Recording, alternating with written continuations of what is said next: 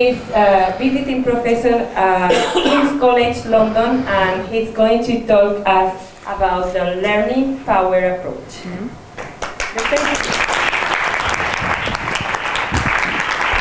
I do have the microphone. I think I've got, am I amplified? Yeah, you can hear me enough? Good.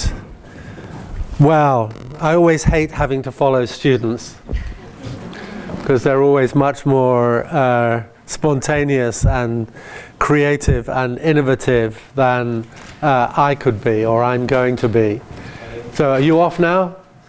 Okay. Bye. Great. Bye. Thank you. Thank you very much. Thank you.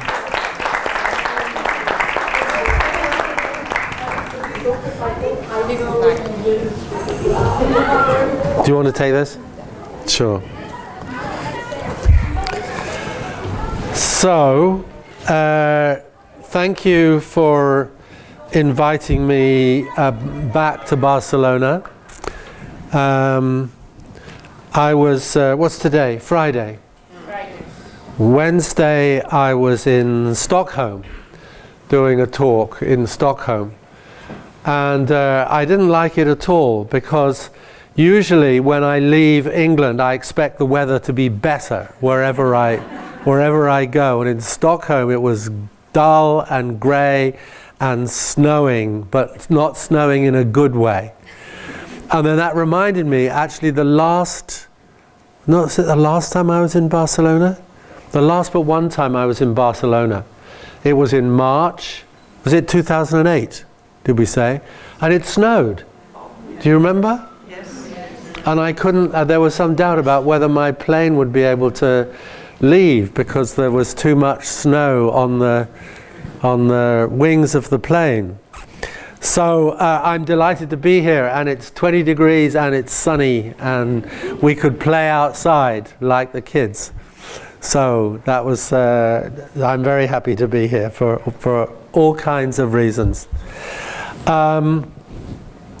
So let me tell you a little bit about who I am, if you don't know me, and about the learning power approach, which I want to explain a little bit about what we call the what, the why, and the how of the learning power approach.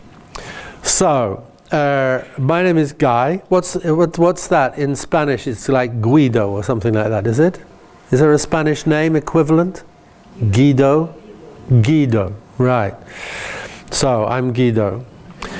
And I'm a cognitive scientist. That's the modern way of saying it. Cognitive scientists are people who draw on all kinds of different academic disciplines, on experimental psychology and evolutionary theory and robotics and AI and philosophy and neuroscience and linguistics to try and social studies, anthropology, to try and understand better the human mind and what it is and how it changes and what its potential is. And so that's my sort of academic persona, my academic home. A lot of my professional life has been spent working in education, working in teacher training, and then more recently I set up and ran with a friend of mine, Bill Lucas, a centre at the University of Winchester called the Centre for Real World Learning, in which I've been interested in actually how to apply some of the changes that have been emerging in our understanding of the mind, and particularly in our understanding of intelligence and the nature of intelligence. Lots of people argue about what intelligence is, but I think intelligence is what helps us out when we don't know what to do. That was, I don't know when you trained to be a teacher. I'm assuming most of you here are teachers of one kind or another. But you might have studied a very influential psychologist called Jean Piaget. Did you study him when you were doing your training? Well, you may remember that his definition of intelligence was very similar to mine. His definition of intelligence is knowing what to do when you don't know what to do. And what's been shifting over the last, I don't know, maybe 15, 20 years in cognitive science, in our understanding of the nature of mind, and particularly the nature of intelligence, is our understanding of how much intelligence is influenced by our experience. For a long time, we thought intelligence was something that was fixed. It was something you were born with. It was something it was determined by your genes. There was a sort of view of genetic determinism, that we were very largely shaped by our genes, and that you couldn't do much about your intelligence. It followed you around. You were given a fixed sized amount of it when you were born, and it followed you around for the rest of your life, and it didn't get any bigger, and it influenced almost everything that you could do, and it set a ceiling. It limited your potential of what you could do. And that translated in schools, certainly in my country. I'm conscious that I'm in a foreign country, so foreign to me. It's not foreign to you, but foreign to me. So your understanding may be different. But that translated in English schools and other places that I've been into an attitude on behalf of the teachers which said we can't do anything about the size or the capacity of children's minds because it's fixed. So our job has been just to take the size, to say some children have a lot of it, and we call them bright or able or high ability, and some kids have a medium amount of it, and we call them average or medium ability, and some kids don't have much of it, sadly, and then we struggle to find words to describe people who are sort of low on the spectrum of the amount of brain power or mind power that they've got. So, and that was the attitude. It's like we used to think and talk about our students as if we knew that, you know, Gabriella was a bright girl and Guido was an average boy and something or other. So we talked in a language that sort of became a self-fulfilling prophecy that transmitted to young people the idea that they were either bright or average, that they had an IQ of 140 or 110 or 97, and that this was something critical and unchanging about them. And now what we know is that that's not an accurate representation of kids' minds. Kids' minds, and in fact everybody's minds, are much more elastic. Our genes play some part in influencing the development of our cognitive capabilities, but actually only a relatively small part, because now we understand the new discipline that's called epigenetics, which says we used to think that genes were the masters, that they were the sort of the rules that dictated what we were going to be like. But now we know that genes are the servants of the body as a whole, and particularly of our experiences. Our experience is what turns on and turns off the genes in our minds. So our intelligence now is not seen as something that is fixed and predetermined, but rather it is something that is powerfully influenced by our experience. And that gives us a different possibility as teachers. That scientific shift, it's quite a seismic shift, or a shift in the tectonic plates of our understanding of psychology. That now gives us a new opportunity, which is to see our job as teachers, as we're teaching all the content that is familiar in my country, as you're teaching the Spanish Civil War or the periodic table, or how valleys are created by rivers, or the poetry of somebody or somebody else. As we're doing all that, in other words, transmitting knowledge, transmitting our cultural heritage to young people, we also have the possibility that we're doing something else. We're not just filling minds, but we're expanding minds, like that balloon outside. Minds are like that balloon. We are inflating young people's minds, shaping them and changing them. Because how smart we are depends on all kinds of things. How we understand our own minds, the kinds of forms of expertise, the literacies that we have shape how intelligent we are. And very importantly, the beliefs and attitudes and values that we develop as we grow up, as we're shaped by our families and by our environments in our school. So we grow a set of habits that determine our personalities. That's what Aristotle said. Aristotle said, your character is a set of habits. And actually now we understand that even intelligence is a set of habits. There are about 3 people in America who are the acknowledged world experts on intelligence. One of them is called Howard Gardner, one of them is called Robert Sternberg, and the other one is called Lauren Resnick. If you ask Lauren Resnick, she's past president of the American Psychological Association, of the American Educational Research Association, and so on. What she doesn't know about intelligence isn't worth knowing. If you ask her what intelligence is, she says it's the sum total of your habits of mind.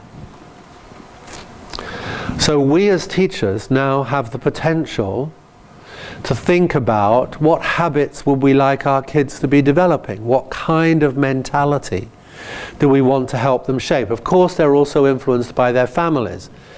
But between the ages of about, in my country, between the ages of 5 and 18, kids spend a very large fraction of their waking hours not with their families, but in school.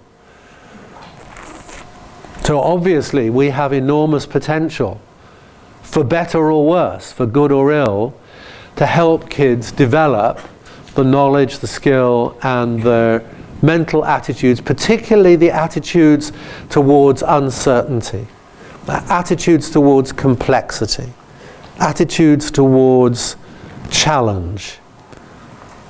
How do we respond when the world becomes strange to us?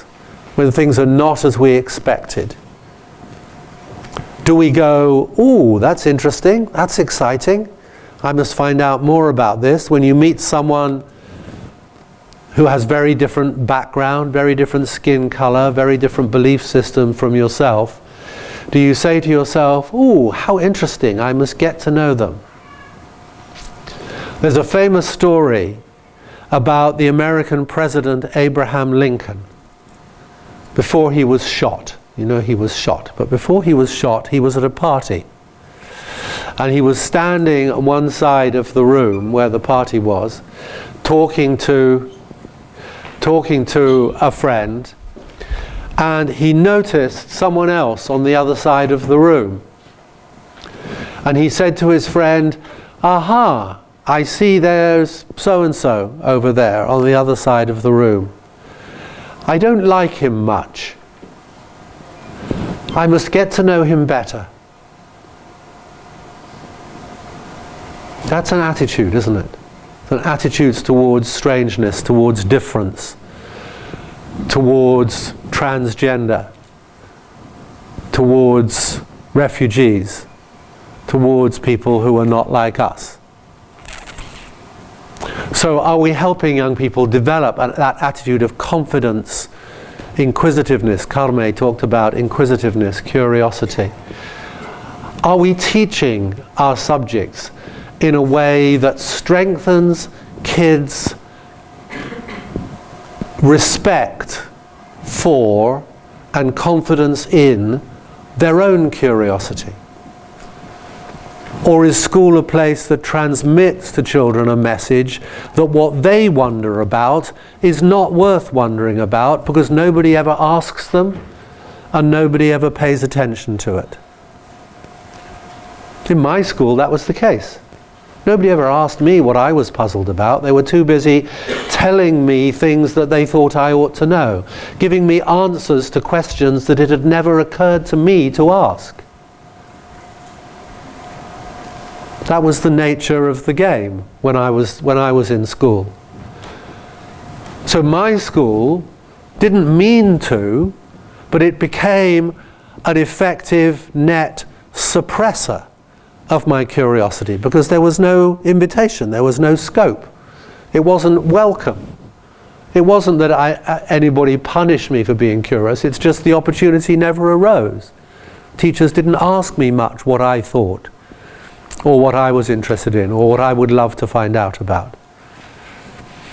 So there are a whole lot of things that we may be doing or not doing in schools which are helping children develop the kinds of minds that when we're being more reflective or more conscious, we think it would be useful for them to have in order to cope with the challenges and the uncertainties and the stresses and the opportunities, the excitements and the risks of being alive in the 21st century. Because I think everybody agrees that school is about more than squeezing results out of kids. It's about more than getting more kids to good universities. Because what about the kids who aren't going to go to good universities? What benefit are they getting other than reading and writing and doing basic sums? What's the legacy of those 12 long years for someone who's not going to be an egghead, who's not going to be a lawyer or an economist or a neuroscientist or a teacher? What's the benefit that they've taken away from school? Some people come out of school having learnt the most important thing that they've learnt in school is, I'm going to use an English word here, is that they're crap at learning. That's not much of a positive legacy to take out of school. Even kids who are very bright sometimes. I have a friend whose daughter, when she was doing her high-stakes exams, when she was 18 years old, was getting very tense and stressed.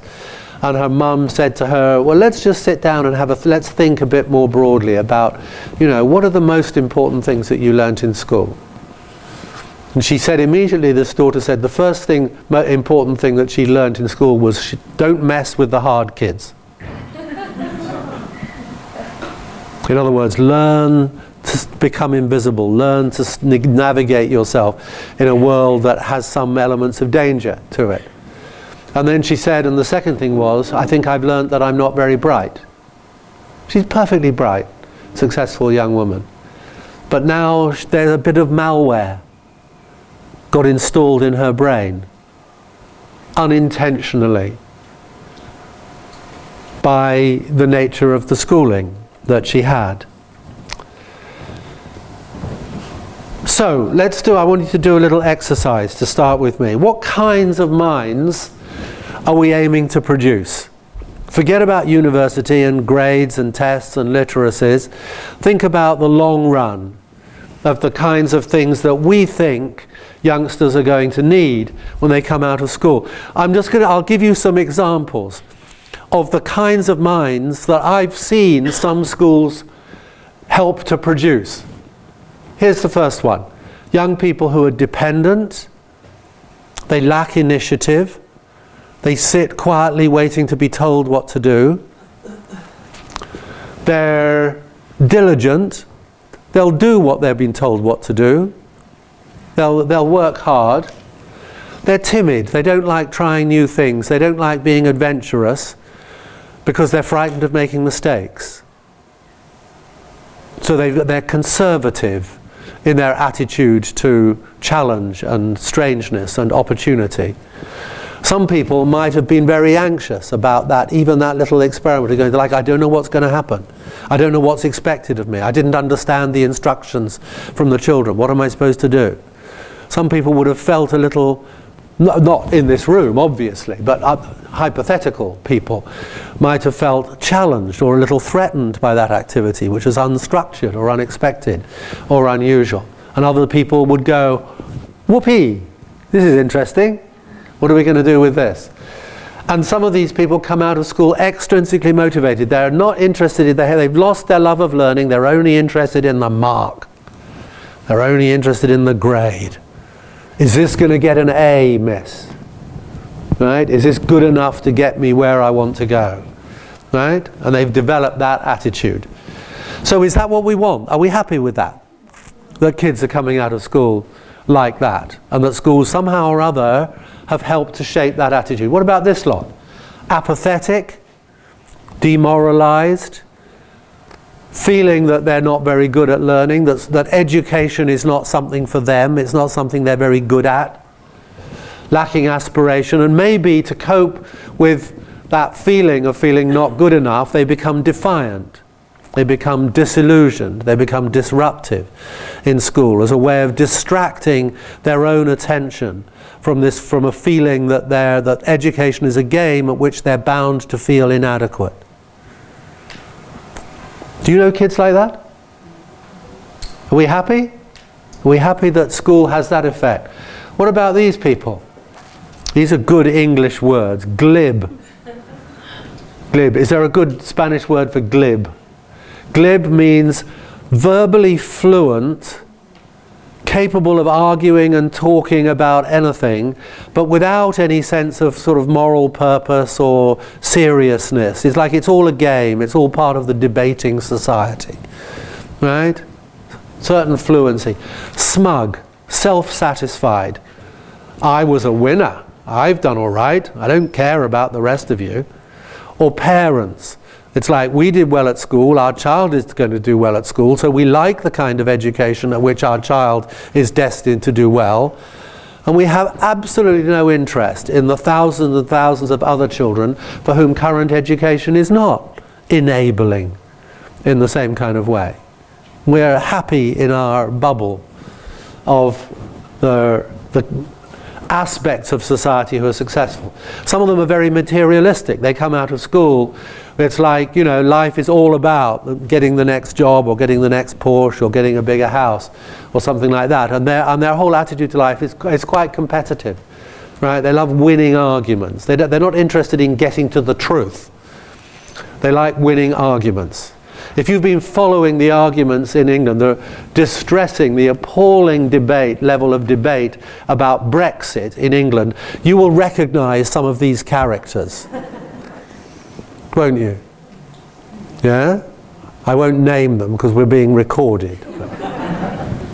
So what would you put in terms of the kinds of things that you would like kids, maybe your own children, to come out of school with? This is just a kind of set of possibilities. It's not, so these are not, the right answers are not embedded here. These are just kind of some things that you might want to choose from, or you might want to say completely different things. 1 minute, chat with your neighbour. What would be your 4 top traits, your 4 top adjectives to describe the kind of kids who are going to do well in the 21st century?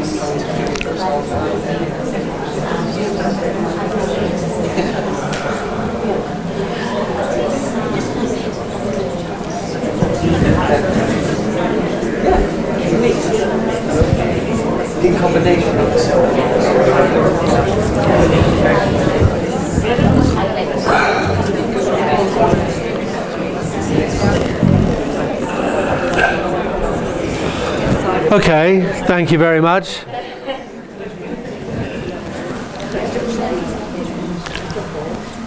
So what do you think? What are the things that kind of bubble up quickly in terms of your minds, in terms of what would help people be able to cope well, to flourish in the midst of all these opportunities and risks and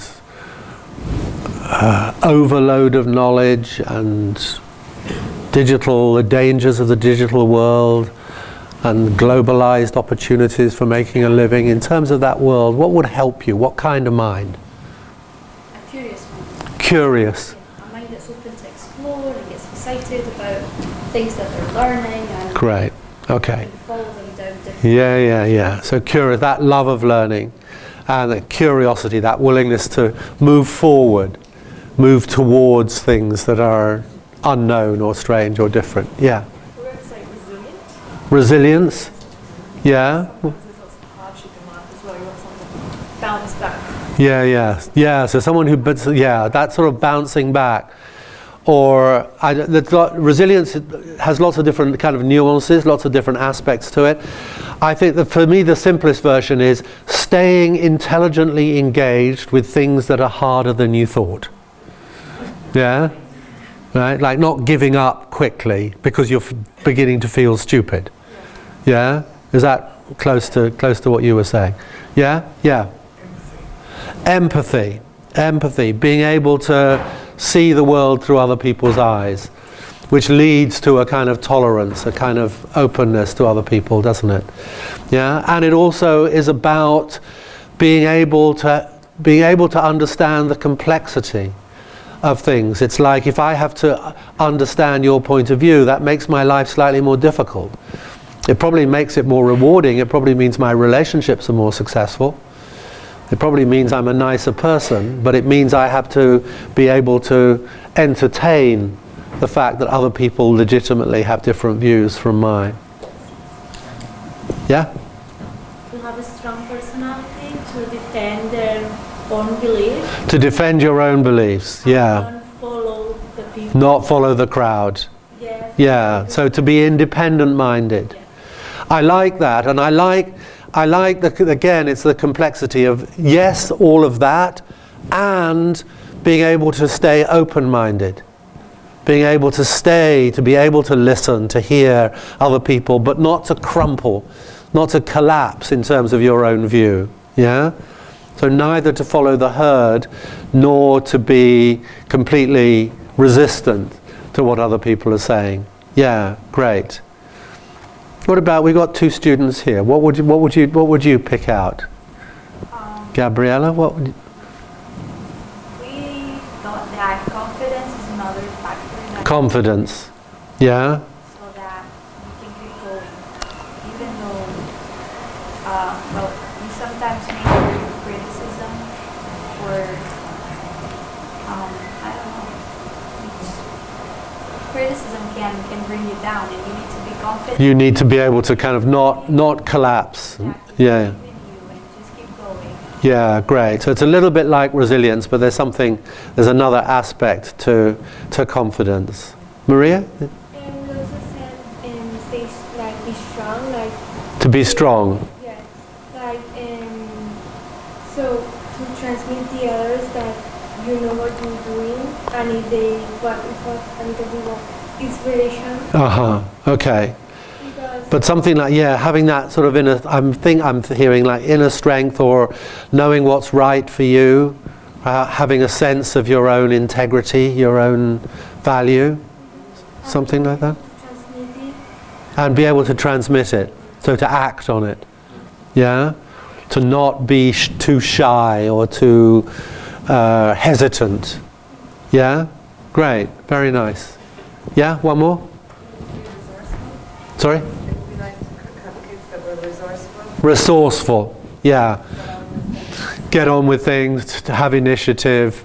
Yeah, don't easily get stumped, don't easily give up, and so on.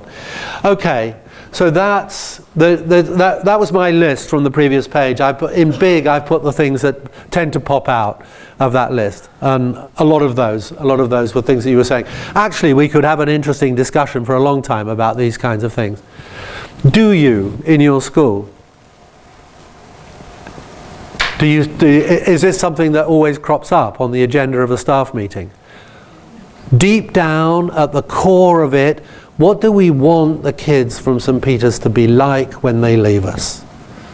Is this a constant matter of debate, of thought? Are we constantly sharpening our understanding of that? Because if we don't know, if we can't articulate it, then we don't have any chance of helping kids be able to develop it, are we? If we don't know where we're heading. John Lennon famously said, didn't he, how can I go forward when I don't know which way I'm facing?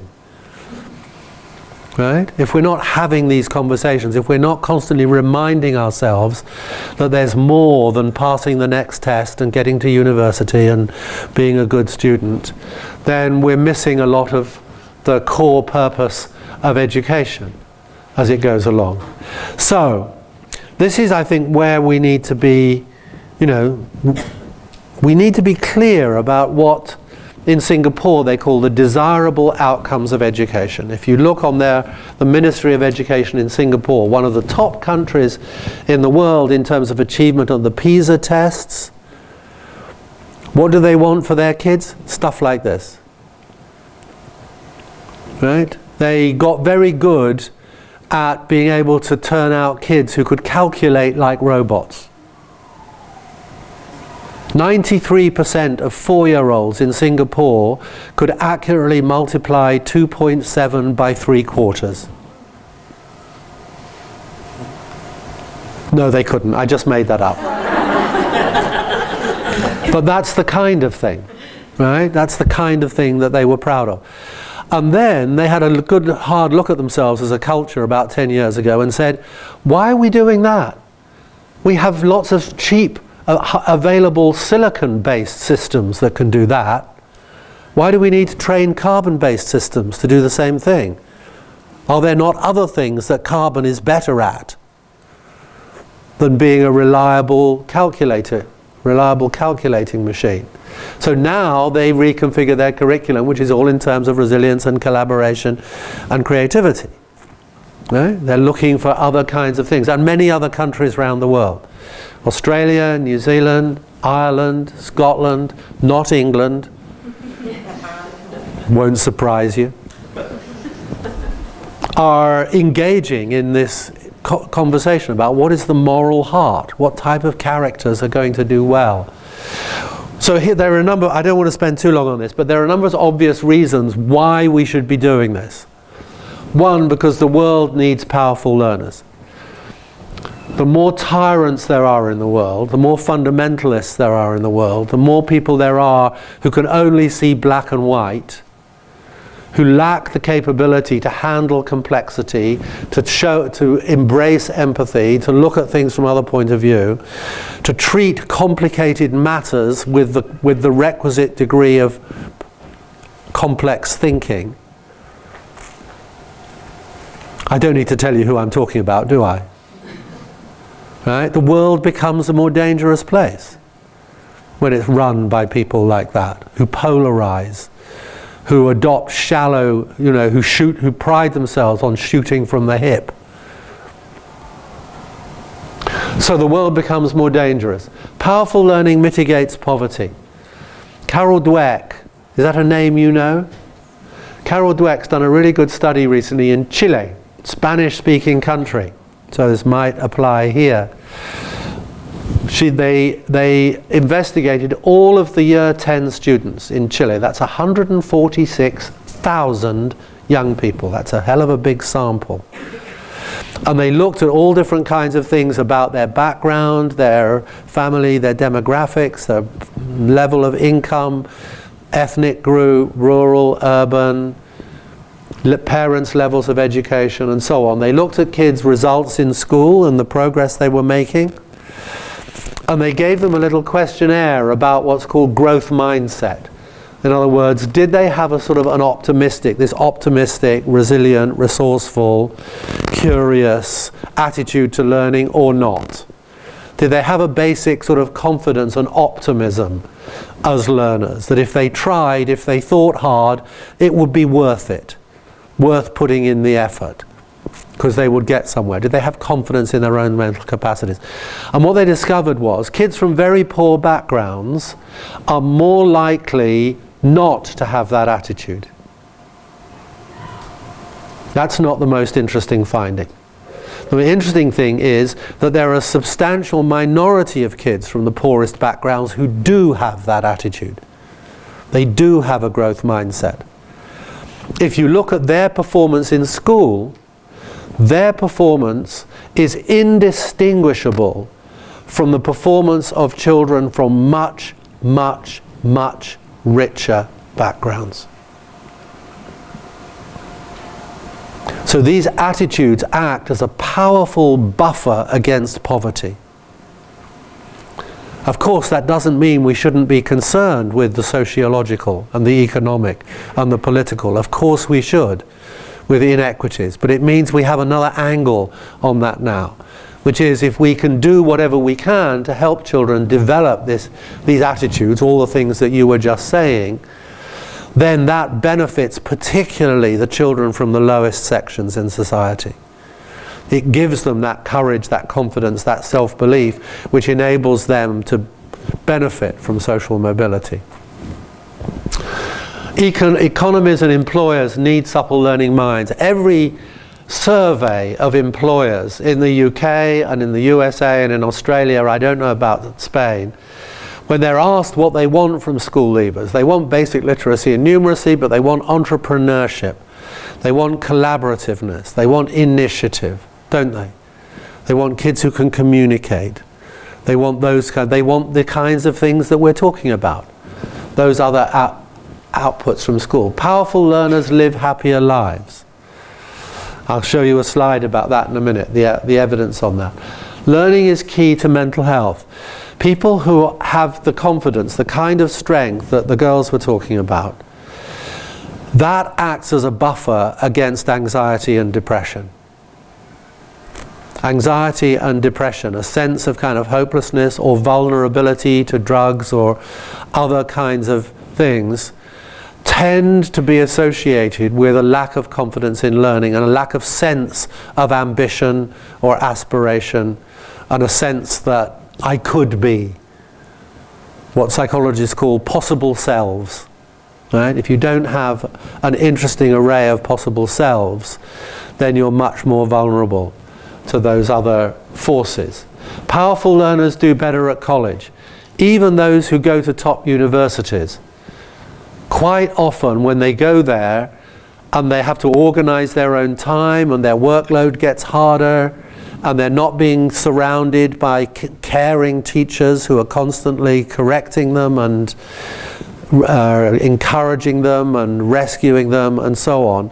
If they along with their top marks, their top grades, if they didn't learn resilience and resourcefulness, they are at risk, mental health risk. They end up in the counsellor's office at Oxford and Cambridge, feeling like imposters. There's a psychiatric syndrome that young people often have, it's called imposter syndrome, which is like, because I'm not coping, I think that means I'm not as bright as people thought I was. So I now feel that I don't have the right to be here any longer. Any of you have suffered from imposter syndrome? It's not uncommon. Okay? But that's a reflection of this lack of growth mindset. And powerful learners get better grades at school. When you come right down to it, kids who are more resilient and resourceful do better on the tests. They don't give up so quickly, they don't go into the kind of red haze of anxiety, because it's like, well, I'm not sure about this answer, but I'll try. Or here's something I could do. Or I'll rack my brains for something that might be relevant. And they get better marks as a result of doing that. So it's like, if we can address these things, and we should address these things, then what's wrong with us if we're not? Right? It's like, there's no good argument really for not, if it's scientifically, biologically possible to shape these attitudes, at least to some extent, and if there are 7 really powerful reasons why it's a good idea to do it, then clearly we would be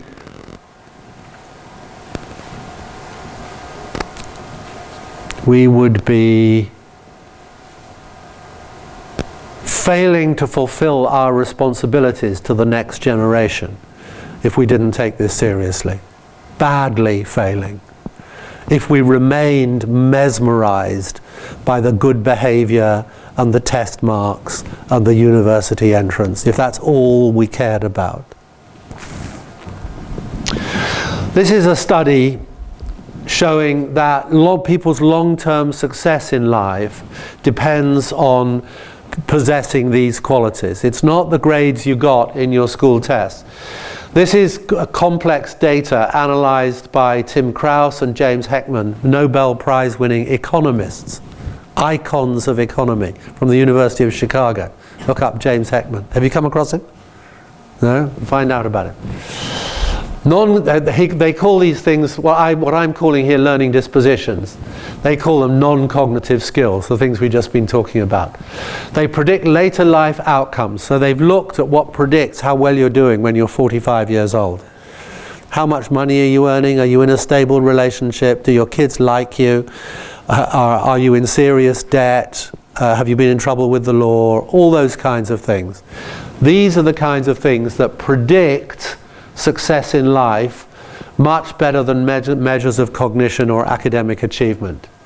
Perseverance, the kinds of things we've just been talking about. Conscientiousness, self-control, the ability to stay focused, maintain attention, resilience to adversity, that bouncing back from when things get difficult, openness to experience, curiosity, empathy that you mentioned, tolerance of diverse opinions, the ability for more complex thinking, where you have to take many different considerations into account, and the ability to engage productively with others. They count for much more in the long run. And we know, according to this research, this is a report to the OECD by these scholars, that these attitudes can be enhanced and that there are proven and effective ways of doing so. You can blend a concern with these things into the normal business of school. And that's what we're going to talk about. This is particularly interesting to me, this quote. With adolescents, although there's actually less evidence on these learning dispositions, habits of mind for adolescents than there is for younger children. Nevertheless, the available evidence suggests, these are their words, a much greater benefit from programs that target these kinds of things, that help to build perseverance, curiosity, resilience, compared to those that target mainly academic learning. If you want your kids to do better in the tests, pay attention to this stuff. Don't just drill them and grind them through test papers and all of that other stuff. Curiously, the focus on squeezing achievement out of students is less effective at raising achievement than a broader focus on building these dispositions towards learning. It's ironic, isn't it? Yeah? So the more we feel under pressure from parents, you might be thinking, we need to talk to parents about this stuff. Right? Because some parents particularly send their children to fee-paying schools because they think that what they're buying is access to university and career. And many parents don't know about this stuff. So we have to try and win them over. We have to try and get them to understand so that they support this work. They understand that this isn't either or. This isn't sort of fancy stuff about life skills which puts at risk the levels of attainment in chemistry and physics and geography and Chinese and whatever else. These are actually synergistic, these two aims. They go together. One is not a distraction from the other. So the way I think about it is this. We're going to, so it's like the question, the elephant in the room at the moment is, so what do we do then? What are you telling us that we have to do differently as teachers? Right? So we're moving in that direction. So this is my way of shaping that question. That in all our classrooms, all the time, learning is going on at three different layers. There's the layer of knowledge, and comprehension, learning the facts. There's the layer of skills and literacies, developing numeracy, abilities to read and write, developing scientific literacy, understanding the skills that go to make up a historian or a geographer or a linguist or a poet or a footballer. And always there are these attitudes and dispositions. So all of these three levels are active in every classroom. The way I think of it is like this. This is supposed to look like a cross-section of a river. And they're like the three different layers of water in the river. On the surface, things are pretty visible and they change pretty fast, and that's the knowledge and comprehension. Little packets of information floating by, changing every 50 minutes as we go through the school day. Pretty easy to notice, to talk about. Then just below the surface of the river, there are the skills and the literacies. There are the ways of accessing and manipulating knowledge that we're helping kids develop. But down at the bottom of the river, there are these attitudes and dispositions. So at the top of the river, the knowledge and the comprehension are very visible, easy to see and talk about, fast moving. Skills develop somewhat more slowly. Skill of high jumping, skill of making jewelry, skill of raising children, all of these things that, you can't just tell someone how to be a pole vaulter and then they go away and do a 5-meter vault. You have to develop those skills progressively over time. But down at the bottom of the river, it's harder to see what's going on down there, and things change more slowly, and that's where this key stuff that we're talking about is happening. Now, so how do we address these three layers as teachers? What do we do that maximizes the learning at each of those three levels? And they're like three overlapping skill sets that the 21st century teacher needs to have. We need to be good at accurate transmission of knowledge and understanding. We need to be good at developing skills and literacies, and we need to be good at helping gradually to shape and develop these attitudes. So very simply, it's like at the top level, there are the traditional skills of being a teacher. We need to be a reliable source of information. We need to be able to explain it in a way that is clear and engaging and appropriate to the age and achievement level of our children. We need to ask good diagnostic questions so that we can tell whether they've understood what we're saying. And we need to set the right kind of tests and give them the right kind of feedback. Very familiar. The traditional skill set of the good teacher, right? Then we need the skill set of developing skills and literacies, and what's important there is the activities that we create to make sure that we're gradually stretching our students' competence as geologists, as chemists, as mathematicians, so that our activities are not only building knowledge, but they're gradually building the skills that are needed. So for that we need activities and lots of practice, and also feedback to help them shape what's going on. But what's going on down at the bottom of the river is a bit different. What determines, what supports the development of the right attitudes to learning is more the whole climate that we create, the atmosphere, the ethos of the classroom. Again, you can't just give people lectures. You can't just give them a little lecture about growth mindset and expect that to have shifted them. You can't just put up some posters on the classroom wall. In England, there's an outbreak, there's an epidemic of growth mindset posters on the classroom wall. Little slogans like, don't say I can't do it, say I can't do it yet. Right? It's like, the language is useful, but don't kid yourself that it's going to magically make happen the attitude shift that you want to happen. It won't happen. So this is the bit that's interesting, because this is the bit that teachers have traditionally, the aspect of their skill set that they've been traditionally more foggy about. Not so clear about what we're trying to cultivate and what are the elements of the environment, the mood music that we create in our classrooms which impact on the development of those attitudes. And that's what the learning power approach is. Yeah, great, now tell me what are those aspects and what should we be doing about them. And that's what they are about.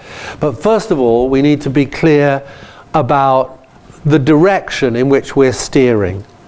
So my image for this is, it's like there are lots of these little things, the way we talk and the way, all kinds of things, which I'll tell you about in a minute, which go to add up, to create this sort of, it's often not conscious, but you can sort of smell it, you can feel it in a classroom. It's like an undertow in the sea, right? It's like, you know, as you wade out into the sea, you just begin to feel that something is kind of pulling you in one direction. If you swim really hard, you could probably swim in the opposite direction, but it's like the sea is making a stronger invitation to kind of go this way. And that's what we do in classrooms. That's all these little bits and pieces do. So these are some of the elements. I've called this on one side the attitudes of the limited learner. It's not like they're not learning, but it's someone who's not as broad and powerful as these kids. I'm happy to give you these slides if you're interested, so I'll make them available if you want to copy them down. So limited learners, they're okay when they're on safe ground. Sometimes a tops set as the most difficult. I don't know if teachers will nod in agreement, but sometimes the highest achieving children are the most conservative when it comes to learning methods. It's like they've learned one way of being a good student. And if you as a teacher go off to a professional development training and come back with some new fancy ideas about collaborative group work or open-ended problem work, they don't like it. Am I right? They don't like the uncertainty of it because they've learnt one way of being a performing learner, as opposed to being more adventurous and enjoying exploration. So this is just elaborating some of the things that we talked about already. Maybe dependent, we're just sitting there passively waiting to be told, you're limited learner, as opposed to being resourceful and using their initiative. This is trying to get more precise, more explicit about what it is that we're really after. More indiscriminate. Just we'll learn whatever's put under their noses, as opposed to being more discerning, having that inner sense of your own direction. Like, what are my interests? What are my passions? What feeds me? What's worth giving my learning time and attention to? Limited learners are brittle. They give up easily, as opposed to powerful learners who are resilient. We've talked about those. Limited learners tend to work for marks and praise. That's all they care about. They have an extrinsic motivation. Whereas working for the pride of having figured something out for yourself is the hallmark of the powerful learner. Like, I don't know if any of you, when your own children were growing up, sometimes a 2 or a 3-year-old, she'll be struggling to do something, and you in a kindly way will go over and say, "What are you doing, sweetheart? Oh, let me help you." And you don't get the response you expected. You get a rather grumpy 3-year-old who says, "No, mummy, me do it." Did that ever happen? Yeah? So that's the attitude that you want people to have throughout the rest of their lives, whereas some kids in school seem to have lost that. You want a class full of people where you say they've been talking and struggling to understand something, to work something out. You've set them a puzzle in the classroom, and then I'm thinking of a friend of mine, a secondary school teacher, who does this a lot. And then at some point you say to them, "Okay, would you like me to tell you the answer now?" And they go, "No, no, I think give us another 5 minutes, sir, and I think we'll get it." Right? They've learned to value the taste of that pride and satisfaction from having figured it out for yourself. And they don't want to be robbed of that by a kindly parent or a kindly teacher who just gives them the answer. Whereas there are lots of classes that have developed the contrary attitude. They just sit there passively, half-heartedly chatting to their neighbour, but not really bothering, because they know that as soon as possible the teacher will tell them the right answer. I used to teach science in secondary school. I remember asking one of my classes to see if they could tell me what, we were talking about the scientific write-up, how you write a scientific paper. And I said to them, so what's the when you write up an experiment, what is the conclusion to the experiment? And one boy put his hand up and said, please sir, it's where you write down what was supposed to have happened. Right? The experiment was just a waste of time, because they knew they'd probably get it wrong, they'd probably mess it up, and that didn't really matter, because at the end of the lesson their teacher would tell them what the right answer was, what was true. So there wasn't anything very necessary about it. Tend to be more credulous, accept things without thinking, limited answers, whereas we were talking about this earlier, powerful learners have this skeptical mindset. Right, hold on a minute, is that really true? Who's telling me that? How can we check? In whose interest is it that I believe this or buy this? Would you not want your children to have that mindset when they go online? Wouldn't you? Not cynical. I hope that in Spanish this distinction is well marked, is it, between skepticism and cynicism? Yeah?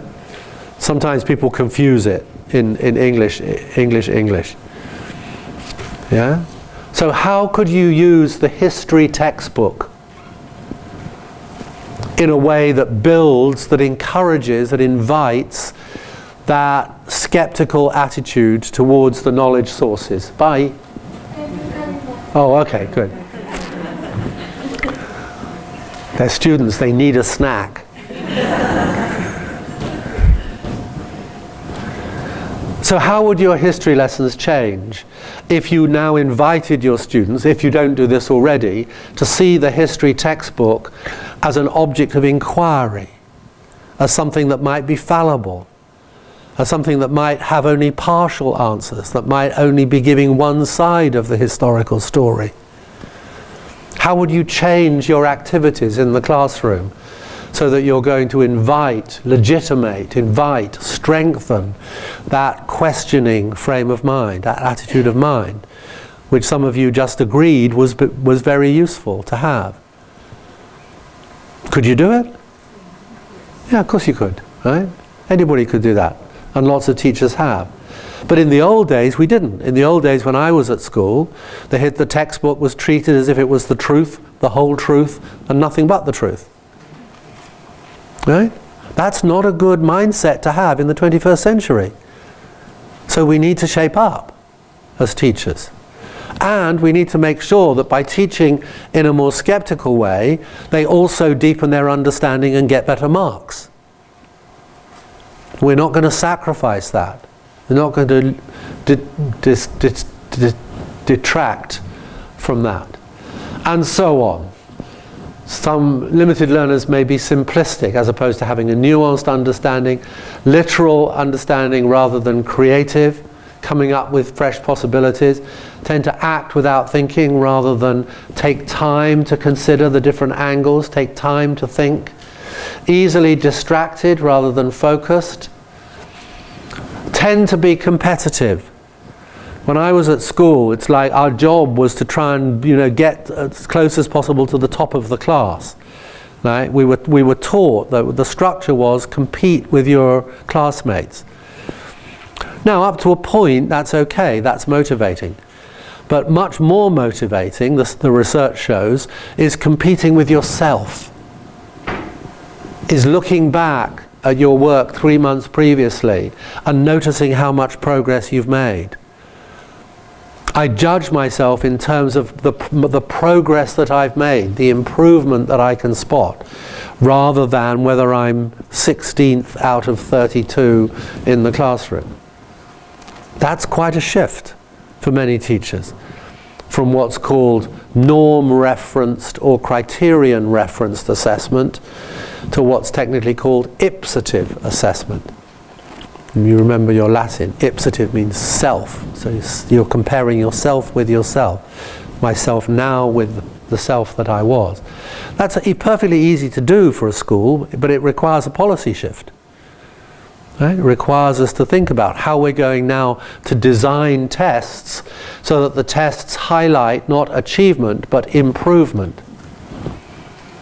So that's something for your next staff meeting, if you haven't already done this. Yeah?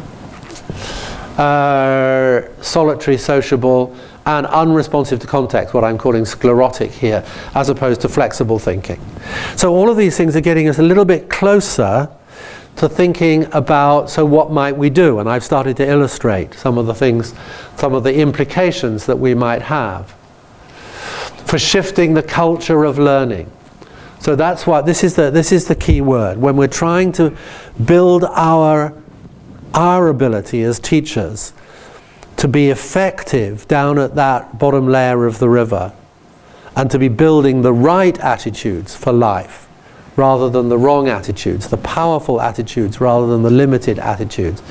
This is what we're doing. Dozens of little choices that we make every day create, this is the fancy word, cultural signifiers that transmit expectations, values and beliefs. It's not what we say we want from kids, it's what we act as if we wanted.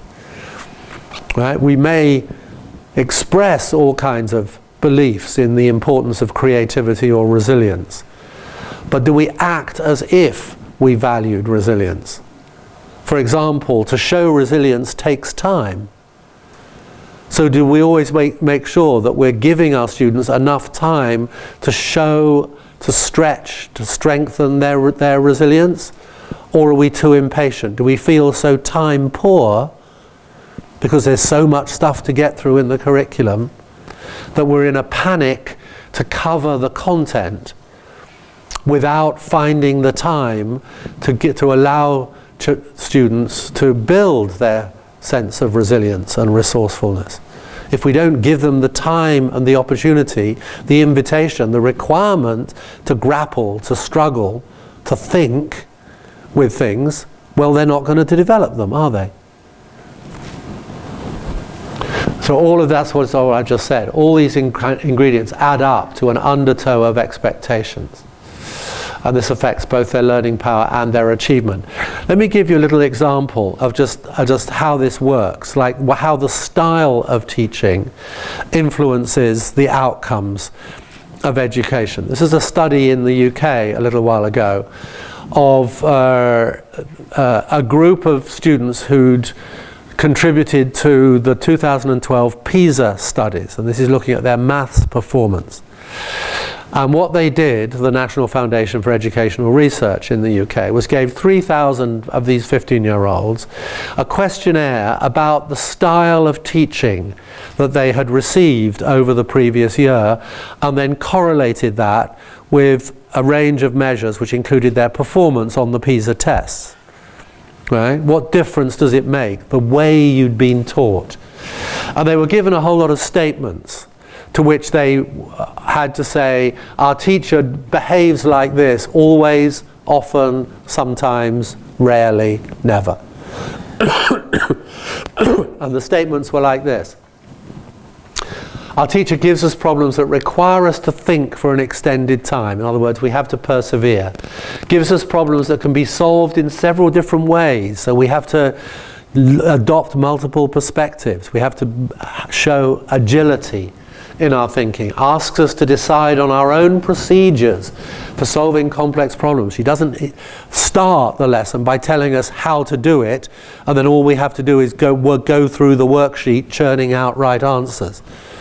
Right? She poses us a problem, and then we have to try and come up with things that might solve it. We have to be independent. Presents problems that have no immediately obvious method for finding the answer. We have to rack our brains and talk to our partners and be resourceful. Presents problems that require us to apply what we've learned in new contexts. We have to go looking for transfer. Again, we have to be intelligent. So in this study, when teachers said always or often, they called, the phrase they used was cognitive activation. That was the phrase they used. This is the study. It's called cognitive activation in mathematics. It's a fancy phrase. I call it making them think. Right? So, what was the outcome?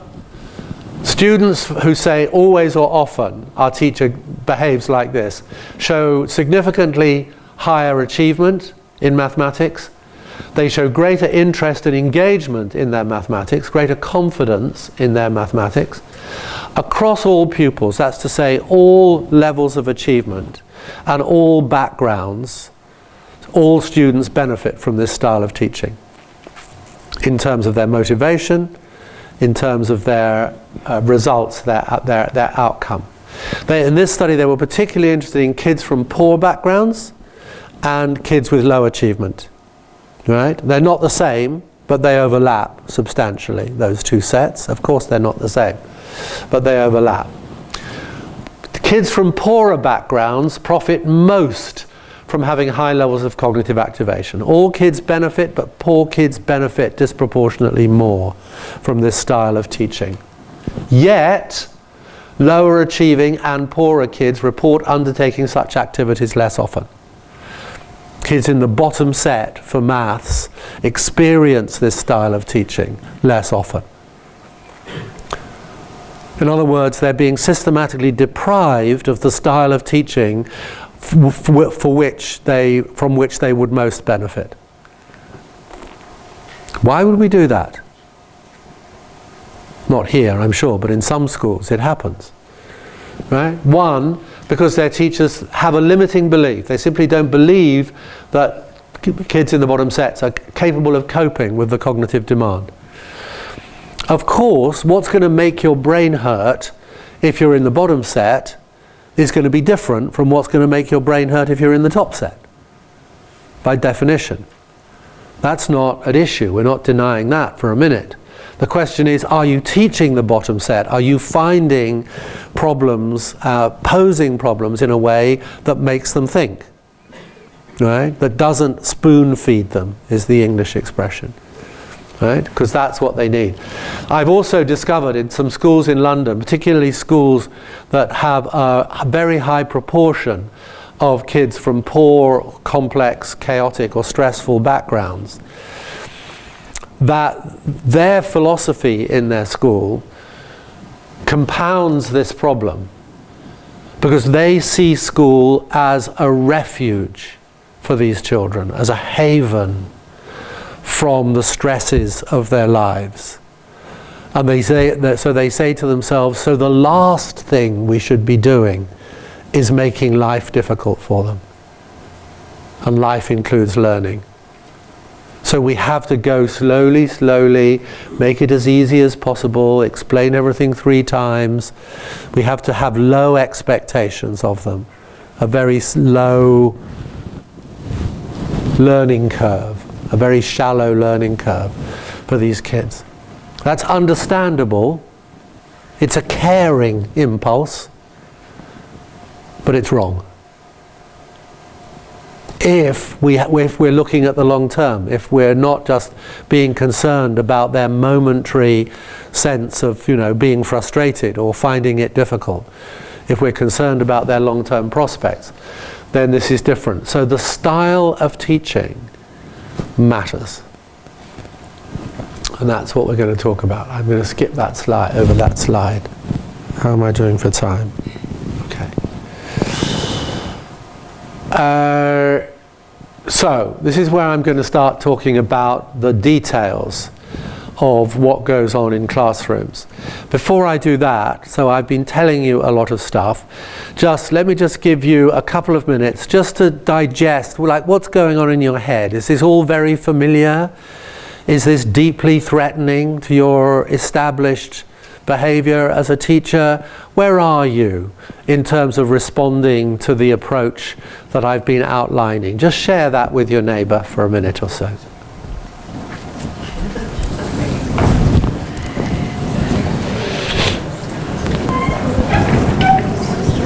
Can I check the Terry? Yeah, sure. Yeah.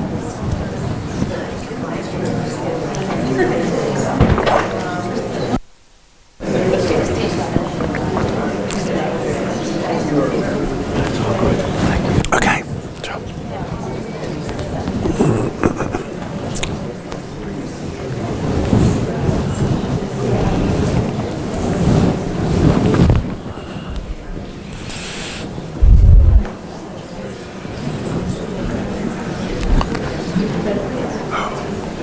Where did he go? Yeah, I was just wondering, could you transfer these, clip them to my tie so I can take my jacket off? I'm getting hot.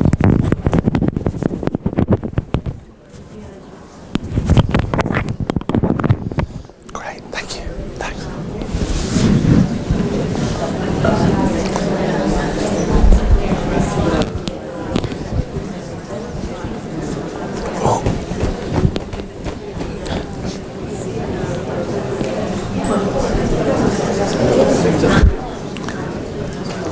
Okay, your colleague just moved the mics for me.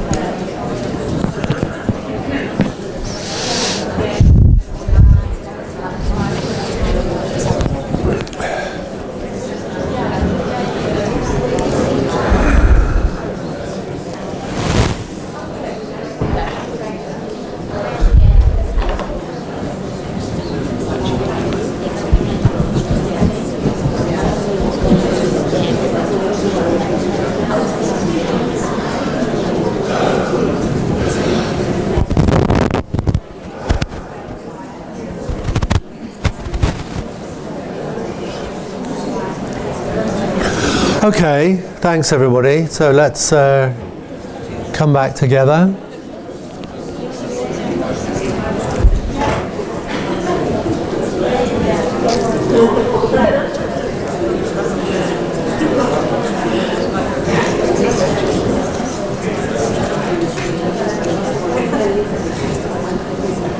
Okay, so let me just ask you any reactions or questions, things that you're bursting to say or ask at the moment so far?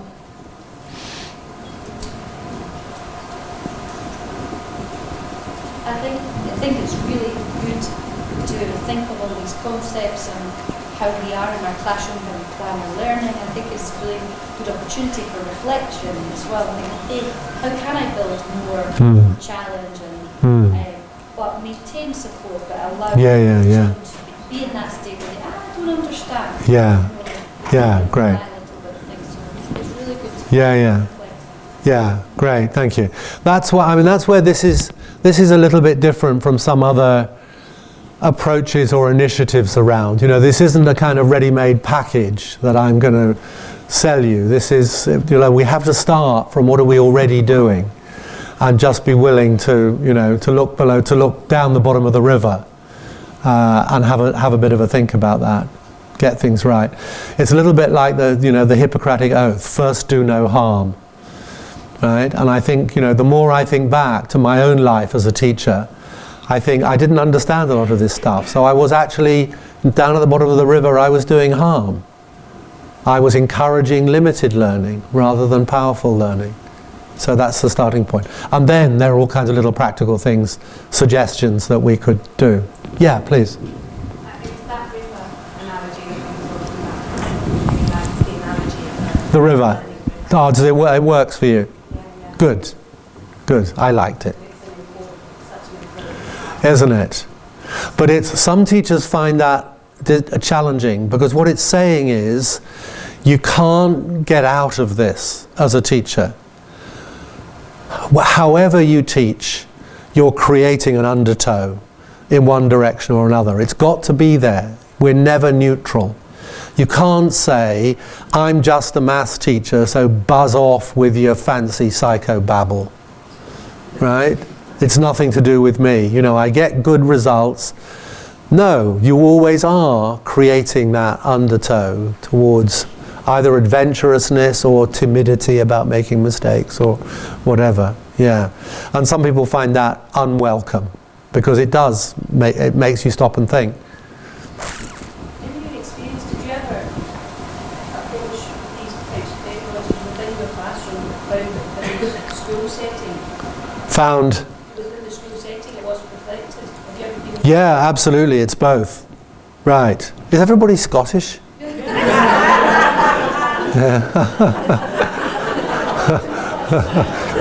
What's going on?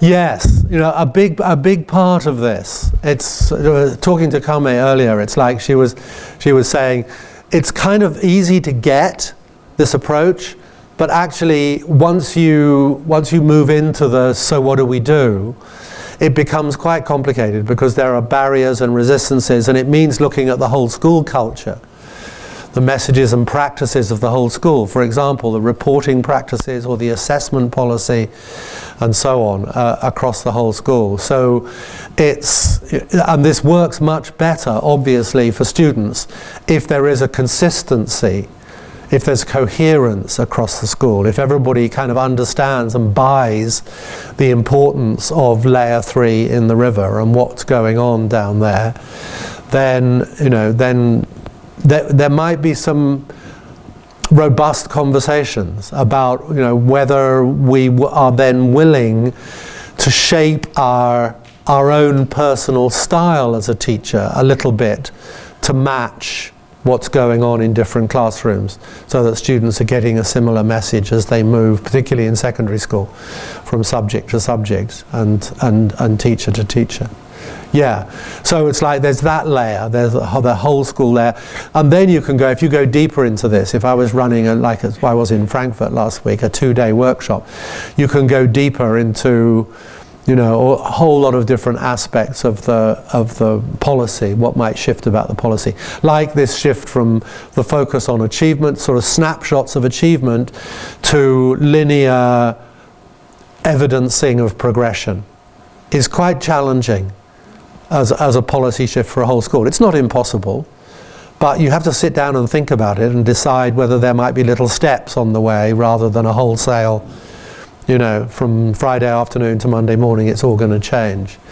Well, how you deal with parents, you know, what's your campaign, you know, your 18-month campaign that is going to shift the understanding of the parent body from a kind of skepticism or a concern that you're using their precious children as guinea pigs in some ill-founded educational experiment, to something that they get, they understand and they support in the majority.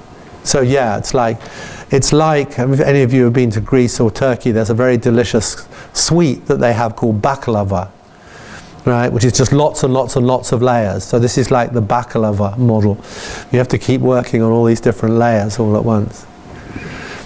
Okay, so let me go on a little bit. So this is a slightly simpler framework than the one that you'll meet in the books. I should have said, so there's a series, we're in the process of producing a series of 4 books. The one on the slide that I showed you earlier, and the one that Kame has, is like the first book. It's like, I don't know if mechanical analogies will work with you, it's like a socket set. Right? So the first book is like the handle. You can't do anything with the sockets without the handle. And you can't do anything with the handle without the sockets. So the first book is like the philosophy, the framework, the science of the approach. And then book 2, this is most recently out, is the one that's just for primary school teachers. Yeah? That's the first one. This is the one for primary school teachers. Then we've just sent to the press a book that'll be out in a couple of months' time for secondary school teachers, really detailed advice and suggestions. So really bringing it down to the brass tacks, little things that teachers can do. And the last one is going to be for school leaders to address some of these bigger structural things or policy issues. So, but we're just going to stick with the classroom for now, because otherwise there's too much going on. So this is slightly simplified version of the framework. So this is like the different compartments to aid your reflection of how each of us, consciously or unconsciously, creates the culture, the cultural messages, creates the undertow in our classrooms, and what the different segments are that go to make up that. One is psychological safety. Do we make it safe for our students to be learners in the classroom? That is, safe to make mistakes, safe to venture opinions, safe to ask questions, safe to say, I didn't understand, could you explain that again? Safe to grapple, safe to struggle, safe to imagine, safe to experiment. Many classrooms aren't. So thinking about whether there are little things that we do to either enhance or undermine that sense of safety. Because being a learner is to be vulnerable. It's to not know. It's to not be good at it yet. It's to make mistakes, isn't it? It's to say things that turn out to be dumb, right? With the best of intentions. So if we jump only on the right answer, or if we, God forbid, convey to a student who gives a wrong answer that somehow or other that was stupid or ill thought out, or they weren't paying attention, we're detracting from the safety of that culture, aren't we? Our style as teachers is influencing that. We'll say more about that. Then, within that incubator of safety, we have to create a challenge, constant challenge. We have to get the kids used to, get them to enjoy the process of grappling. If we give them something to do, we get a howl of protest from 2/3 of the class who said, we did that last year, miss, it's too easy, give us something harder. Otherwise you're wasting our time. Like an athlete. She can jump, 1.7, 1.5 meters in her sleep. So her new coach comes along and says, we're going to start jumping 1.5 meters today. She says, get out of here, don't waste my time. A recent survey shows in England, most of the time in most classes, most kids are bored. Right? What they're doing is easy. Yeah? They're not being stretched to the limit. And some of them don't want to be stretched to the limit because they feel that when they're being stretched, they're being exposed as stupid. So then we're back to creating the culture of safety. If we've created the culture of safety, then kids step up to saying, come on, miss, bring it on. Right? Make my brain hurt. A huge thing is building the right kinds of conversations between students. Lots of student talk. Well designed, well focused. We coach their ability to hold productive, focused discussions.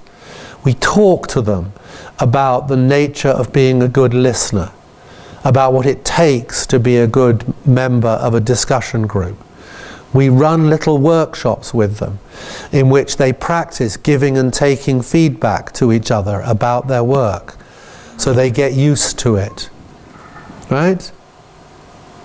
All of these things, once we know that the ability to be a good collaborator is a key learning muscle that we want them to develop, then we start thinking about, so how are we going to coach it? Not just like they can't. We want kids to be reflective, but they don't. Or Carol Dweck would say, they don't yet. right? So what little exercises are we going to give them to build up their ability to become more reflective about their own work, better self-evaluators, more keen to be their own first marker?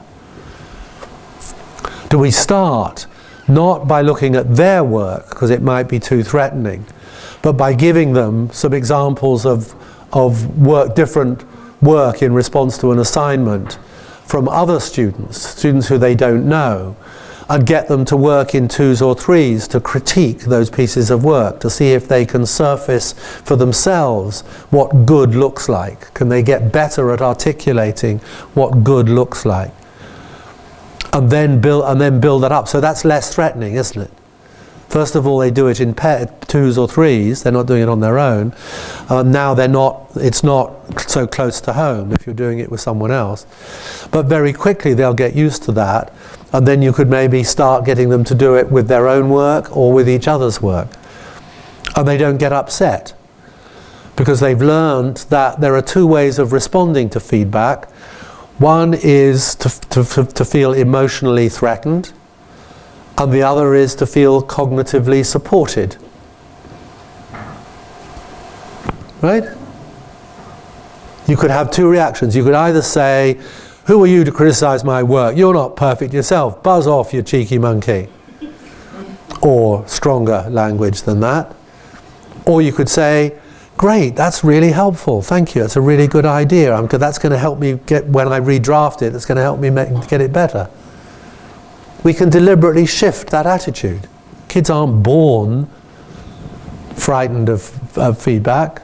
They may acquire it fairly early on in their lives, if it comes with a subtext of "and you're stupid for not having done it better first time."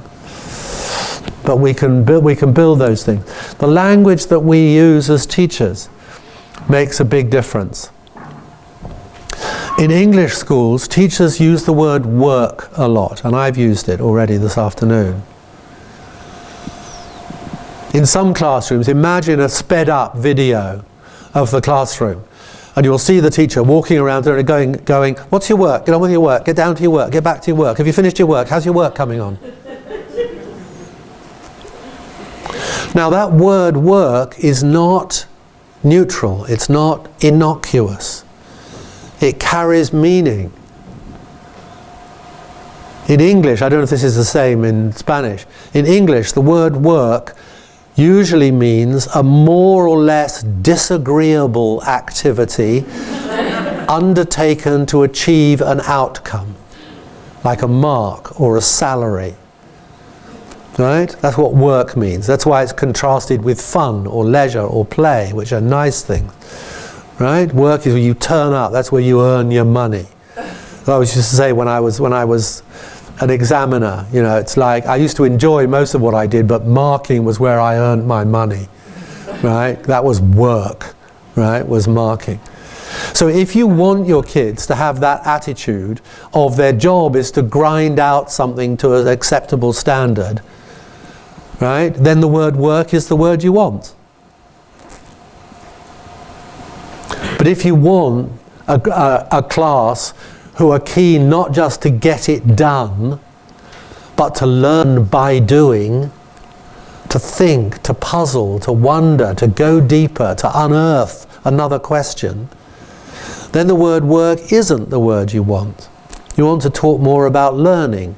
So shift from using the word work to using the word learning. Obviously not in a simplistic way. You don't have to start saying, "What's your learning? Get back to your learning. Get down to your learning. How's your learning coming on?" Right? But learning invites you to become interested in the process. It's a gerund, isn't it? English teachers, learning. It's a doing word. So interesting kids in what I call the innards of learning, is a way of helping them get deeper into their learning. So just a little thing like that. If I had £1 for every teacher who's come back to me and said, "You know that workshop that you ran and you talked about learning versus work? Well, I went back to one of my classes and I shifted it." And she said, I was a bit skeptical. I didn't think, but she said it was amazing. Within about 3 weeks, it had shifted the atmosphere in the classroom. from that sort of instrumental, dogged, doing it just for the mark attitude, to a group of kids who are more curious, more willing to dive into things, to dig deeper. So it's worth a try, isn't it? If you have any classes that have that attitude, that require entertaining or pressurizing, or they'll only do it when there's some high stakes thing, then there are other things you could do to shift. The decor and the layout, the physical arrangement of the room makes a difference. How often do you change the layout of the furniture in your room? Do you think at the beginning of the day, what would be a good layout for this activity? Do you sometimes lay out, if you're teaching primary, for example, where it's easier to do this, do you sometimes lay out the chairs at the beginning of a lesson, some in little groups of 3 or 4, some on their own round the edge of the room, some laid out in a little circle round the teacher's desk, and then you invite the children to decide when they, after you've told them what the activity is, whether they'd like to do it on their own, or with a small group of other children, or the group with the teacher. Use the layout to build their sensibility, their capacity to think about how to design the social side of learning, to optimize their learning, to maximize their learning. Of course, if you work in a science lab, you don't have the chance to do much moving of things around. But some places you do. What about what you choose to put on the walls? What do your inspirational posters say? Are they all about success, or are they about the effort, the work, the drafting, the recovery? Is your classroom covered with examples from people who your students will know and admire? Footballers, singers, skateboard champions, Greta Thunberg, whoever they might be inspired by at the moment, talking about the hard work, the tolerance of mistakes, the bouncing back from difficulty, the resilience, the imaginativeness. Are those the messages of your classroom? Billie Jean King, you remember her? Some of the older ones amongst you will remember that she was a star tennis player. She once said, "I look on losing not as failure but as research." That's good, isn't it? Right? That's the attitude you want. Look on losing not as failure but as research. Yes, it's informative. Serena Williams was interviewed when she was beaten in the semi-final of the American Open by Sam Stosur a little while ago. She was being interviewed having suffered this loss, and she said, I can't remember the question she was asked, but something about she was at her most focused and her most menacing, and she said, "When I lose, I just get better." It's the same ethos, isn't it? Samuel Beckett famously, "Ever tried, ever failed, fail again, fail better."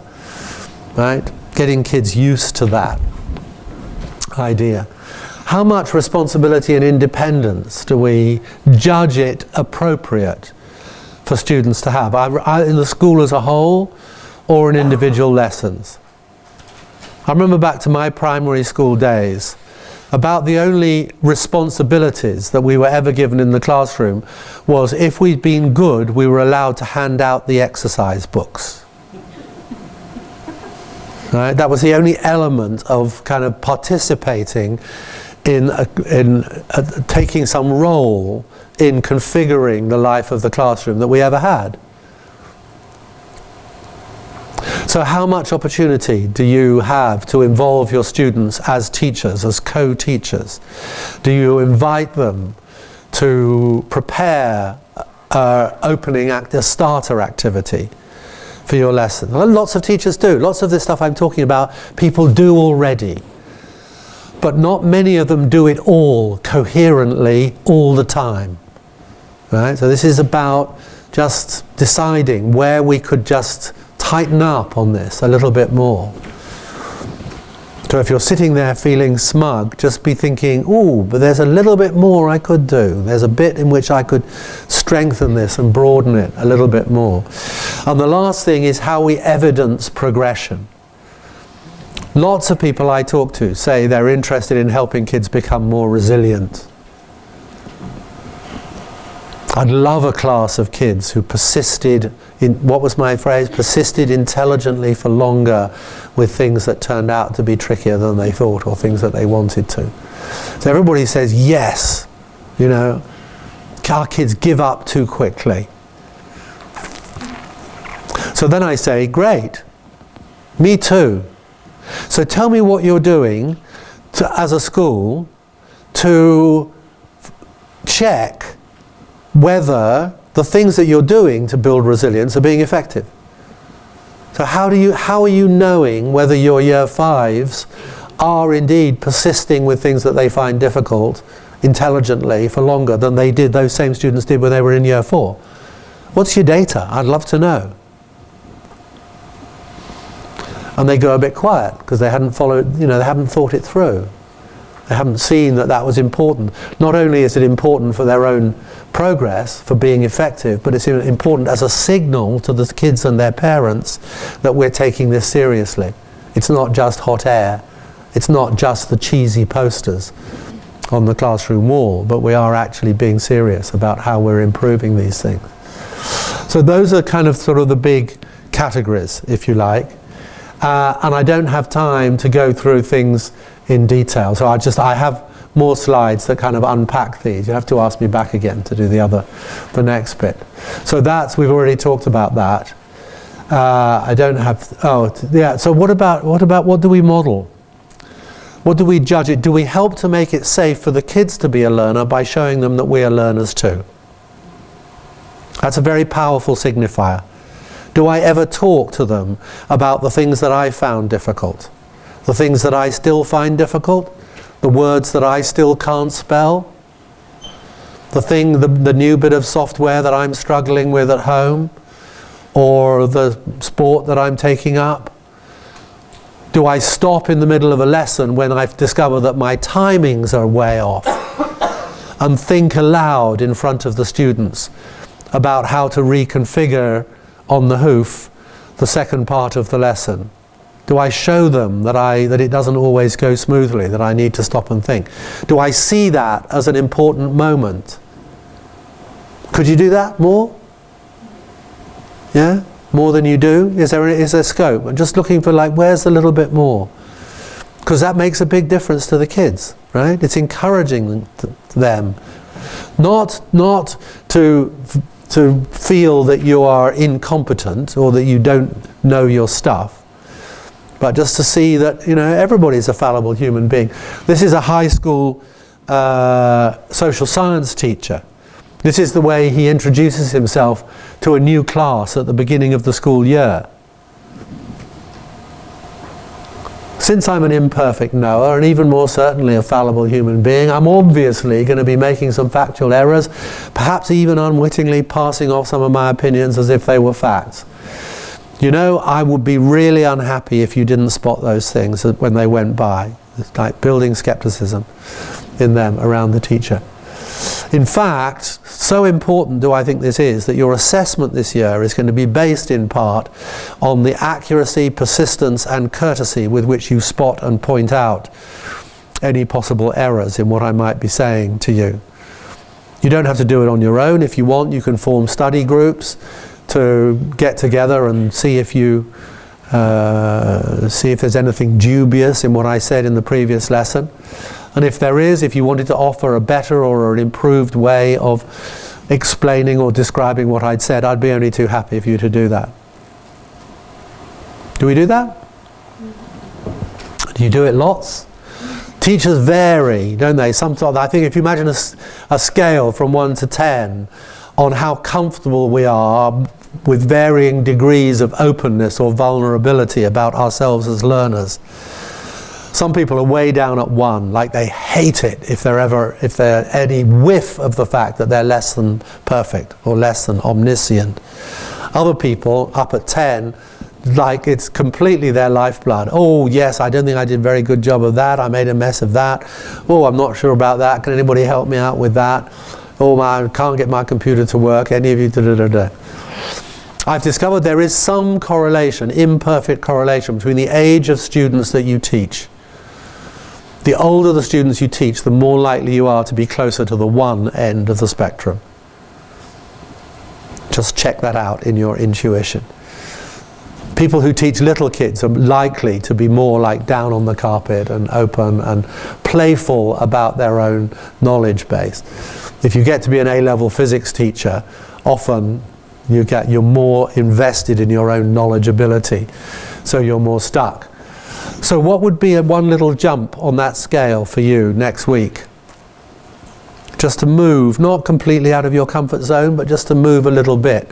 A story you could tell, or something that you might be able to, just to show them that we're all in the same boat. Lots of stuff that you're not going to get. Challenging activities. You all use the Chili challenges, giving kids different degrees of difficulty of the same topic. Do you talk about it? In your year group of teachers in your school, do you all know whether you all use the Chili challenges? Do you all know if you use them in the same way? Do you talk about pedagogy to each other? Are you in and out of each other's lessons? Borrowing, nicking good ideas from each other, creating greater synergy between what's going on. So the culture, the teacher culture, may become different. You'll know about the Chili challenges. They're called the Chili challenges, like when you go to a Thai restaurant. The heat of different dishes is indicated by a number of dishes. So the first thing you can do is give kids a menu so that more kids, more of the time, are in the challenge zone. Right? This is like the traffic lights, the orange zone. Don't tell me, I think I'm getting there. Give me another couple of minutes. Red zone, I'm really floundering miserably, I haven't a clue. I really do need rescuing and helping. Green zone, easy peasy. Why am I bothering with this? Now you don't want kids, do you use the traffic lights? No, in secondary school, any secondary school teachers use the traffic light system. Right? See, sometimes it's treated as if it were too primary school, these techniques, but they're not. They're just giving you quick feedback. If you ask kids, you give them the traffic lights, and you say, you know, which colour are you, and they all show you green, you've misjudged the lesson, haven't you? You apologise to them. It doesn't mean you're smart if you got a page of 20 ticks rapidly and you didn't break sweat. It doesn't mean you're smart, it means your teacher's dumb. Right? She misjudged the level of challenge for you. Right? Getting parents to understand that a page of ticks is worthless in the world of learning can be quite tricky. Because they think they want to see, you know, their children's books with lots of nice comments and ticks. They want them to be performers rather than learners. So there's all that stuff. Using anchor charts, ways of framing the kinds of conversations that kids have with each other. So you get them to brainstorm the kinds of things we could say to each other which are productive, which lead to productive conversation. I agree with Simon because, I've changed my mind because, could you tell me more about that? I disagree because, that's a good point. It's like, coach them. It pays off. It's a really handsome investment if we do that. What listeners do, those kinds of things. This is a group of older students undergoing a speed dating protocol where they just take turns to look at each other's work and critique them and then move on to someone else. So they get used to hearing different kinds of critique, different kinds of feedback. Right? And this is in the context of them getting ready to submit a high-stakes writing assignment. Right? So we haven't forgotten the exam results. This isn't all waffle and other stuff that's going on. What else? Raise the kind of conversations. This is just the language I'm skipping through now. We model and invite much more of this kind of conversation in the classroom. Conversation about the innards of learning, rather than have you finished your work, get on with your work. All of that kind of thing. give you these slides. Decor and layout. Inspirational posts. If you want kids to be curious, give them a big enormous sheet of paper on the classroom wall where they can write up their own questions. And don't believe you have to answer them all. Give up the myth of infallibility on behalf of teachers. But it just becomes a visible symbol of the fact that this room is a place that is hospitable to their own curiosity. Or you could do it at the beginning of a topic in a year 11 class. All the things they don't know, they'd like to know. Lots of teachers do that, but it's worth doing. Display students' work in progress. We had a secondary school where a group of students curated an art exhibition in the foyer of the school, which was an exhibition of unfinished works. With the plaques, the little legends were invitations to the visitor to engage with the creative process. Right? So what do you think the artist did next? Or where would you go with this if it was your piece of work? Right? It's a different kind of thing. This was what the exhibition was called. This was the t-shirt they had. The exhibition was called I Never Finish Anyth. Giving kids more responsibility and independence. This is a group of girls in a year 9 group of girls in a school in Melbourne that had been doing an independent research project.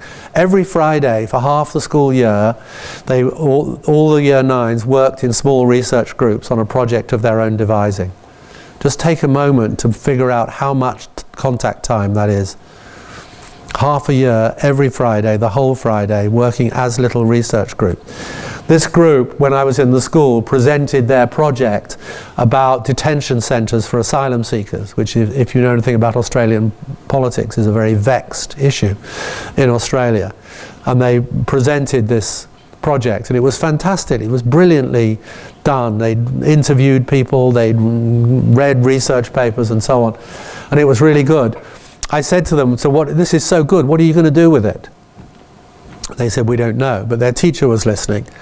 They sent a copy to John Howard, who was the Prime Minister at the time. They didn't get a reply from him, but their teacher discovered that coming up in about 6 or 9 months' time was to be an international conference on human rights in Melbourne. And these 3 14-year-olds submitted their project to the conference, and this is them at that conference, international conference, looking proud as punch, having delivered their presentation to a room of international audiences, doing real stuff, right? Engages kids and stretches their ability to be independent. We haven't got enough time. A little bit about just learning to shift the way in which you write reports so that we're noticing things like John is bringing his own questions into class, getting better at bringing his own questions, seeing how can he improve what he's done. Ingrid is becoming much more skeptical about what she reads, much more willing to push herself. Feeding back to parents a different kind of image, the image of your child as a growing learner, rather than your child as a more or less successful achiever. You can do both. You don't have to stop doing the former. So there are all kinds of things that we could be doing. Whoops, gone a bit too far. But we need to kind of get the idea. We need to sort of get the image of what's going on down at level 3. We need to buy the rationale as to why this is important. We need to sort of accept the psychology which says this isn't a matter just of telling or the occasional workshop, but of configuring an environment which invites and induces these kinds of attitudes gradually, relentlessly throughout their life through school.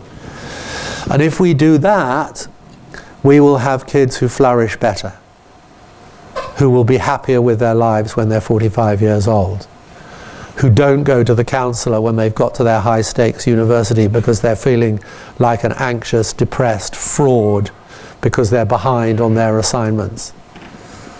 There are precious real-world outcomes, the fruits of this way of teaching, if we're willing to put in the effort of adjusting our habits a little bit. Those fruits are inestimable and proven.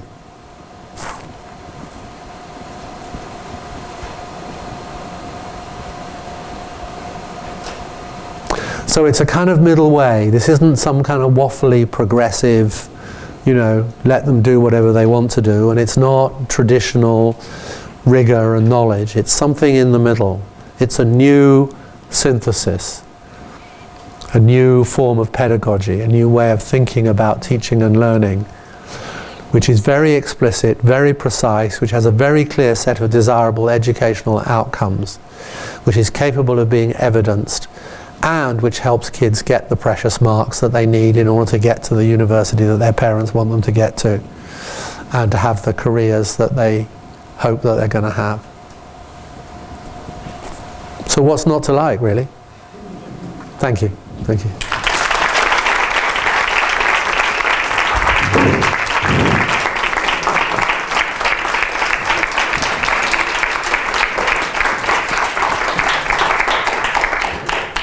Thank you. Thank you, Guy, for this inspirational talk again. First, we met him in Madrid, and we really thought it had been already inspirational, and we thought it was perfect for this year theme, the student at the center of learning. I don't know if anybody has any question for you. I know you have. Sure. We got another like five or 7 minutes. We can go until 10 past. So I'm sorry I didn't leave you longer, but please come back at me.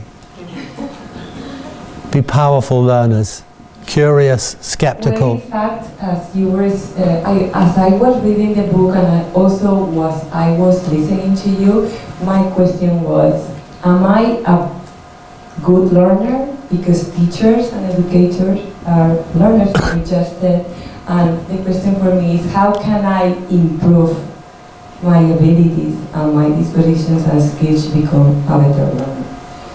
That was my question the whole time. Yeah. That was good. it. Yeah. Good question. There's lots of different answers to that, but the first thing to do is to just do a little check on the culture in the school, culture in the staff room. It's like, is there psychological safety to be a learner in the staff room? Is it cool to say, I'm struggling with this group, or I've never found a good way of engaging kids with this topic? Could anybody come in and spare 10 or 15 minutes and come in and sit at the back of my lesson and see if there's, who makes the first move to create those, because somebody has to. There are lots of staff rooms, I have no idea what your staff room cultures are like. Lots of staff rooms where nobody's ever dared to make the first move. Everybody's busy pretending that they feel much more confident and successful with their teaching because their perception, whether it's accurate or not, is that it will be psychologically dangerous to reveal your vulnerabilities or your doubts about what you're doing. Anyone? Well, it's interesting because you say something like that makes you think of what child in the class must feel like as an adult. You're suggesting that many adults within teaching would feel like that in their staff rooms. Yeah. Would magnify that by 100. Absolutely. Yeah, absolutely. But turn it round and say, if you have a school full of teachers who are confident learners, powerful learners, that's contagious. It ripples through the students, even if you don't mean to or don't intend to. It's just you naturally have this sense of, oh, that's interesting, I've never thought about that. How can we find out about that? Okay, junk the homework that I was going to set you. Just go home and just, spend 20 minutes Googling, see what you can find out about that. It's a really interesting question. Come back tomorrow and let me know. It's like there's all kinds of little opportunities, aren't there, that we could make where we take the lead to say, I don't know, but I'm curious. That strong responsibility on the leadership in the school to take this seriously. Yeah, because if the school leaders don't take it seriously, then nobody else is going to. Right. So taking that lead. I mean, first of all, being willing within limits to lead by example. But then also being just kind of having a think, the next senior leadership team meeting, it's like, are there 2 or 3 simple little practical things we could do to just try and build the learning culture in the staff room? Do we have an educational reading club?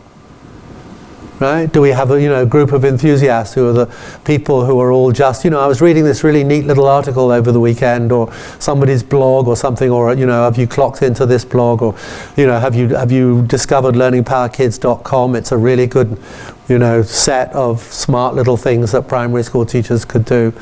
But it might take some encouragement or a little bit of structuring to get that going. So yeah. Yeah, I agree with you. I think this, for example, your talk would be a first step, or one more of the steps that one more step, let's say. Steps that we try as educators. We all here, I think, care about getting better. So thank you very much. And I don't know if you deserve a round of applause. Okay, yeah, thank you.